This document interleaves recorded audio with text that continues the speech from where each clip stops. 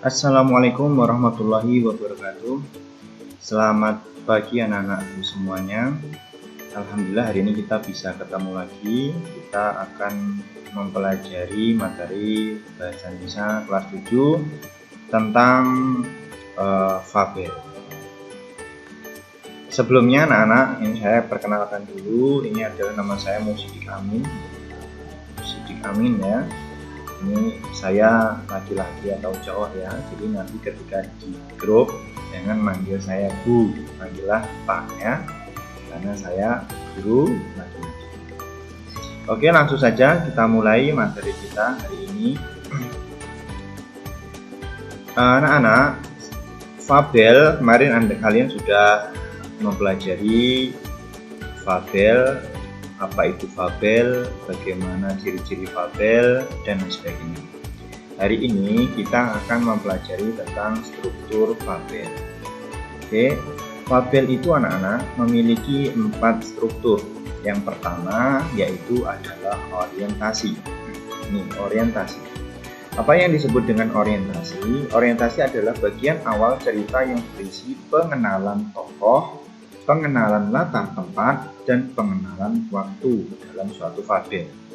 Artinya apa? Jadi ketika kita membaca fabel anak-anak, atau kita mendengarkan fabel, menyimak fabel, maka di awal kita biasanya diberitahukan, atau di dalam fabel itu memberitahukan tentang pengenalan tokoh. Siapakah tokoh yang akan kita bahas dalam fabel tersebut? Terus juga kita biasanya akan mendapati latar tempat ataupun latar waktu cerita fabel tersebut. Maka paragraf pertama dalam fabel tersebut, atau 2 paragraf pertama atau paragraf awal dalam fabel itu, ketika dia berisi tentang pengenalan tokoh, pengenalan latar tempat dan waktu, maka itu adalah disebut dengan struktur orientasi. Adapun yang kedua anak-anakku, yang kedua adalah komplikasi. Kapan fabel ini memasuki tahap komplikasi? Yaitu ketika permasalahan yang muncul dan dialami oleh tokoh. Artinya apa? Ketika fabel itu sudah memasuki tahap munculnya masalah yang dialami tokoh, maka itu sudah memasuki tahap komplikasi. Tahap komplikasi ini diawali tentang munculnya masalah, sampai nanti masalah ini kadang bertambah dan berkembang menjadi lebih banyak hingga menuju klimaks. Ini adalah tahap komplikasi. Adapun yang ketiga adalah resolusi. Resolusi artinya adalah pemecahan masalah. Jadi ketika fabel cerita tersebut sudah mengarah pada penyelesaian masalah yang dialami oleh tokoh, maka itu adalah bagian resolusi. Adapun yang keempat adalah koda atau amanat atau pelajaran yang dapat dipetik dalam suatu cerita.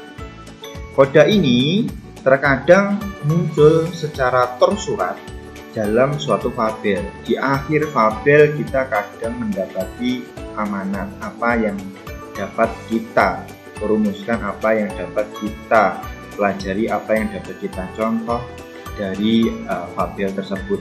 Namun terkadang ada beberapa fabel yang tidak mencantumkan koda atau amanat secara tersurat, tetapi tersirat. Artinya apa? Kita tetap bisa mencari amanatnya dengan cara memahami cerita fabel tersebut, namun tidak tertulis tersurat dalam fabel. Oke, ini anak-anak adalah struktur dari fabel, ada orientasi, komplikasi, resolusi, dan untuk memperjelas maka kita lihat contoh berikut ini. Ini ada suatu cerita anak-anak, kita lihat dulu di sini di paragraf pertama. Di suatu hutan yang lebat hiduplah si kancil dan gajah. Kancil adalah binatang yang suka menipu. Tak jarang dia menjahili dan menipu teman-temannya, oleh karena itu banyak binatang lain yang geram padanya. Ini adalah termasuk dari orientasi. Kenapa? Karena di sini coba kita lihat di kalimat pertama dia menerangkan, memperkenalkan tokohnya siapa? Adalah kan kancil dan gajah. Kancil ini juga diterangkan punya sifat suka menipu. Berarti ini adalah pengenalan tokoh. Ketika fabel memasuki masa pengenalan tokoh, pengenalan latar, baik latar tempat dan latar waktu, maka itu adalah menjadi struktur atau itu adalah tanda dari struktur bahwasanya itu adalah orientasi. Sekarang paragraf kedua kita lihat, suatu saat si kancil masuk dalam sebuah lubang yang cukup dalam. Tindakan kancil tersebut merupakan tindakan yang sangat ceroboh. Ia tidak berpikir bagaimana caranya ia naik ke atas bila sudah berada di dalam lubang tersebut. Ini memasuki fase kancil masuk dalam lubang. Berarti kancil sudah mendapati satu masalah. Artinya ketika tokoh sudah mendapatkan masalah atau sudah mengalami masalah, maka itu sudah memasuki fase kedua, yaitu komplikasi. Dan ingat, komplikasi itu terkadang tokoh bukan hanya mendapati satu masalah saja, terkadang masalahnya bertambah menjadi 2, bertambah menjadi 3, dan berkembang terus sampai menjadi ke 5.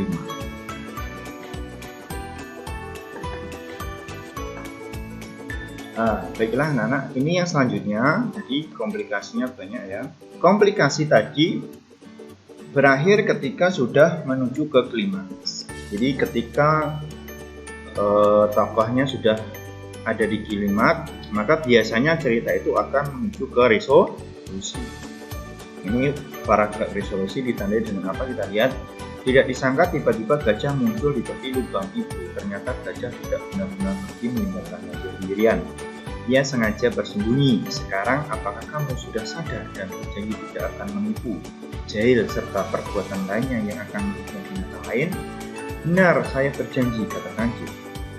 Baiklah, sekarang saya akan menolong. Akhirnya si kancil pun ditolong oleh si gajah. Maka ini adalah resolusi atau penyelesaian. Adapun struktur yang terakhir yaitu kode. Sejak saat itu kancil menjadi binatang yang sangat baik. Dia tidak pernah lagi berbuat jahat seperti apa yang pernah ia lakukan. Artinya amanahnya adalah kita harus menjadi orang yang baik. Ini berarti kode. Ini sekilas bagaimana kita mempelajari tentang struktur dari fabel. Oke, paham ya anak-anak ya? Nah, semoga kalian bisa memahami. Baiklah anak-anak, untuk materi selanjutnya kita akan mempelajari menelaah variasi pengungkapan struktur fabel. Jadi agar kita lebih bisa mendalami, kita bisa menganalisis struktur fabel ini kita bisa melihat ciri-cirinya. Coba, variasi pengungkapan orientasi. Jadi kita bisa melihat ini bagian orientasi ini biasanya ditandai dengan seperti ini. Yang pertama, ciri-cirinya adalah diawali dengan deskripsi latar. Jadi paragraf ini masuk orientasi itu ketika di paragraf itu diawali dengan deskripsi latar. Ini ciri-cirinya. Kita lihat contohnya, pada suatu desa yang cukup jauh dari kota. Ini kan berarti sudah deskripsi tempatnya, ya kan? Ada beberapa keluarga yang tinggal di dalam. Tepatnya ada di suatu lembah hijau disertai dengan pepohonan yang sangat indah. Ini berarti apa? Diawali dengan deskripsi latar. Ya.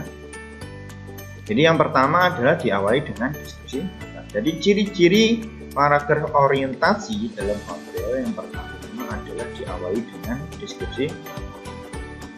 Oke, yang kedua adalah diawali dengan latar dan kegiatan tokoh. Jadi ciri-ciri orientasi yang kedua diawali dengan latar dan kegiatan. Contohnya coba kita lihat. Pada suatu hari ada seekor rubah tengah berjalan di sekitar hutan. Di sini ada kata pada satu hari, ada latar waktu. Kegiatan tokoh apa? Seekor rubah tengah berjalan-jalan di sekitar hutan. Berarti ini orientasi dengan ciri-ciri diawali dengan latar dan kegiatan. Apa kegiatannya? Berjalan-jalan di sekitar.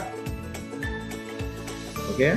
Untuk yang ketiga, orientasi juga diawali dengan latar masa lalu atau jadi ada 1, 2, 3 ini bisa 1, bisa 2, bisa 3. Contohnya apa? Ketika fabel itu diawali dengan pada zaman dahulu hiduplah seekor rusa yang amat pemarah dan juga sombong. Ini ada kata pada zaman dahulu. Dahulu kala atau pada masa lampau. Ini berarti diawali dengan latar masa lalu. Jadi ada 1, 2, 3 itu adalah ciri-ciri bahwasanya menandakan itu adalah masuk di orientasi. Oke ya. Nah, untuk yang kedua kita pelajari tentang pengungkapan komplikasi. Ciri-cirinya apa? 1. Diawali dengan konflik batin. Jadi ketika suatu cerita sudah ada ciri-cirinya, sudah masuk ada konflik batin, maka itu sudah masuk komplikasi. Contohnya, semakin lama kura-kura merasa hidupnya tidak berguna lagi. Dia merasa hanya bisa merebutkan teman-temannya. Dia merasa hidupnya tidak berguna lagi. Ini adalah konflik batin yang dialami tokoh. Berarti tokoh sudah mendapatkan masalah. Masalahnya apa? Dia merasa tidak enak, atau dia punya perasaan. Ini konflik batin. Sudah muncul masalah, yaitu konflik. Yang kedua, diawali dengan konflik fisik. Contohnya, ketika gajah memasuki area perkampungan, kelompok semut merah langsung mengeroyoknya. Jadi di sini ada pertengkaran antara gajah dengan kelompok semut merah. Ini berarti konflik fisik. Ketika sudah ada konflik fisik, maka itu sudah masuk pada komplikasi.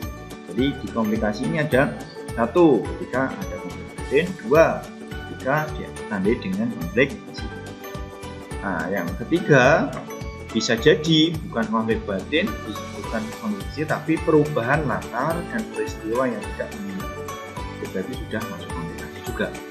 Contohnya, kalau perubahan latar, contohnya ini. Tiba-tiba datanglah badai yang teramat kencang dan menghancurkan semua makanan yang telah digunakan selama berbulan-bulan. Jadi ada perubahan latar. Apa datangnya? Berarti ini masalah bagi tokoh kan? Berarti ini sudah masuk komplikasi. Atau peristiwa yang tidak mengenakan tokoh. Contohnya, bulan berganti bulan, tahun berganti tahun, ternyata semua keadaan tidak ada yang abadi. Persahabatan gajah dan semut dilanda perpecahan. Semut mulai mengkhianati gajah. Peristiwa yang tidak mengenakan tokoh. Ternyata semut mengkhianati gajah, dikhianati oleh semut. Sakit kan ya? Berarti ada sesuatu peristiwa yang tidak mengenakan tokoh. Ini berarti muncul masalah kan? Jadi ini juga sudah masuk pada fase komplikasi. Oke ya, anak paham ya? Kita lanjutkan. Sekarang kita menuju ke variasi pengungkapan klimaks. Kapan sih klimaks dalam satu cerita itu sudah muncul? 1. Ciri-cirinya seperti ini. Cici terus berlari dikejar singa. Cici punya masalah kan sudah. Cici sudah terseok karena kelelahan. Sementara singa sudah semakin dekat. Tiba-tiba ada yang menarik kakinya dari Cici yang menjerit. Ya, kan ini klimaks. Sudah puncak sekali. Contoh yang kedua, ketegangan memuncak dan keadaan tak dapat dikendalikan. Ini ada klimaks ya. Tapi ingat, klimaks ini adalah bagian dari komplikasi. Oke, selanjutnya ke C, yaitu variasi pengungkapan resolusi. Ya. Kapan resolusi itu sudah muncul? Ditandai dengan meredanya konflik. Akhirnya masalah menjadi jelas, tak ada salah paham lagi di antara kelompok gajah. Ini ya, berarti sudah mereda konflik. Jadi ini sudah masuk resolusi. Yang kedua, ditandai dialog yang menandakan amannya keadaan. Ini dua. Contohnya nih, ayo cepat pergi, ayo cepat sih. Dengan rasa kebersamaan mereka pun akhirnya ya. Atau akhirnya puting beliung pun mulai reda. Kondisi hutan sudah menjadi aman seperti saja. Jadi dari dulunya tadi puting beliung, tapi putingnya sudah resolusi. Kenapa? Sudah aman, menandakan amannya keadaan. Iya, anak paham ya? Ini tadi tentang ciri-ciri pengungkapan orientasi, komplikasi, dan resolusi. Nah, yang D, ini kita ada ciri-ciri variasi pengembangan watak tokoh. Bagaimana sih kita bisa mengenali watak tokoh? Yang pertama, watak tokoh itu dideskripsikan fisik tokoh. Deskripsi fisik tokoh. Maksudnya apa? Dideskripsikan fisiknya tokoh. Jadi ada tersurat di teksnya. Contohnya aja biar nggak bingung ya. Rosi adalah ayam hutan yang cantik. Warna bulunya hijau dengan balutan warna emas di lehernya.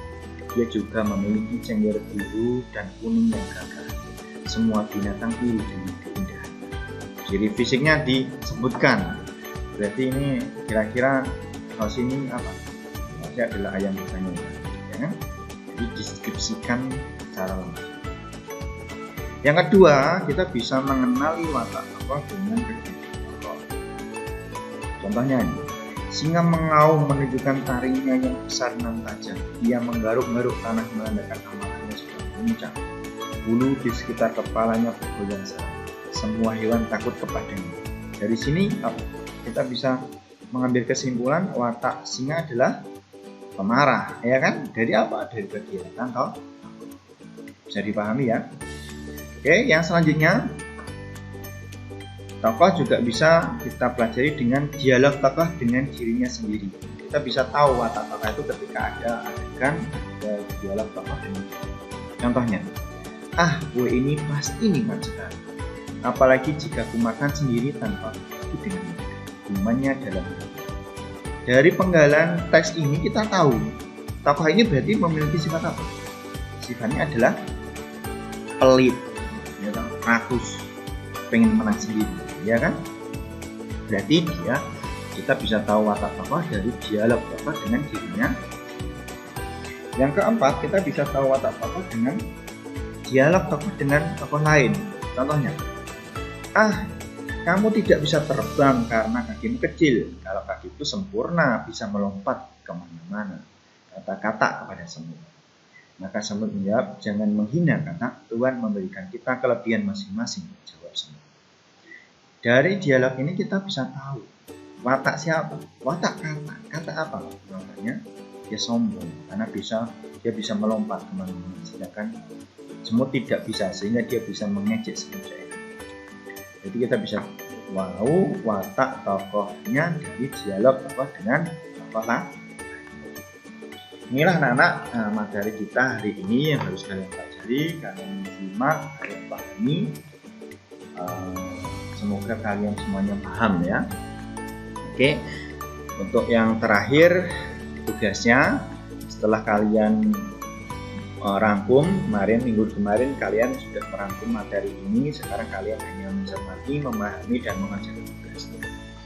Coba tugasnya silahkan kalian baca paket halaman 220 tentang fabel. Di situ ada fabel yang berjudul Kuda Berkulit Harimau. Yang pertama adalah tugasnya kalian petakan struktur dari fabel tersebut. Mana yang masuk orientasi, mana yang komplikasi, mana yang resolusi, atau mungkin mana kode. Terus setiap bagian tersebut ditandai dengan variasi pengembangannya. Ketika Anda sudah memilih ini orientasinya ini, itu tadi kan ada pengembangannya pakai yang mana? Ada berapa tadi? Orientasi pengembangannya ada 3 kan? Ada yang latar, ada yang kegiatan tokoh, ada yang masalah. Kira-kira yang mana? Komplikasi juga ada, yang mana? Ya, resolusi juga yang mana? Ya, silakan kalian pilih, itu menunjukkan ini. Dan yang kedua, coba cari watak tokohnya dengan menggunakan penggunaan. Jadi tokohnya harimau, ada muda, wataknya bagaimana, terus kalian bisa tahu wataknya seperti itu dengan pengembangan wataknya. Deskripsi fisikah, atau dialog dalam hati kah, atau dialog dengan tokoh lain kah? Ya, bisa dipahami ya anak-anak. Semoga sukses, jaga terus kesehatan kalian, jangan lupa untuk beribadah dan berdoa. Ya. Terima kasih. Kita akhiri. Wassalamualaikum warahmatullahi wabarakatuh.